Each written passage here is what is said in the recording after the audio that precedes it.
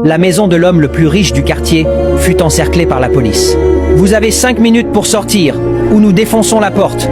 hurla le commandant. Les voisins sortirent en courant, certains déjà en train de filmer. Quelques instants plus tard, un vieil homme élégant sortit, les mains levées. « Qu'est-ce que je vous ai fait ?» demanda-t-il calmement. « Nous avons des preuves que vous blanchissez de l'argent et exploitez des mineurs. Voici le mandat. » Le vieil homme répondit avec dignité. « C'est une erreur. Vous vous trompez de maison. » Une voisine cria. « Quel hypocrite!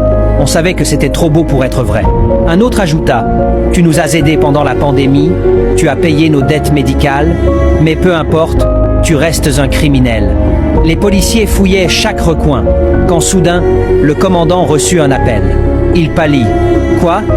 Ce n'est pas lui ?» Il rappela aussitôt ses hommes et s'inclina devant le vieil homme. « Monsieur, toutes nos excuses.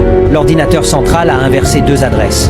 Vous êtes innocent. » Un silence pesant s'installa.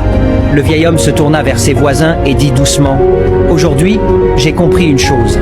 La mémoire des gens est plus courte que leur gratitude. » Puis il rentra chez lui, laissant tout le quartier figé et honteux. Morale. Cette histoire nous rappelle que la société oublie vite le bien reçu, mais se précipite pour condamner sans preuve. La gratitude est rare et la méfiance trop rapide. Si tu choisis la reconnaissance plutôt que l'ingratitude, écris en commentaire « Je n'oublie jamais le bien ». Partage cette histoire pour rappeler que la loyauté et la mémoire du cœur valent plus que les jugements hâtifs.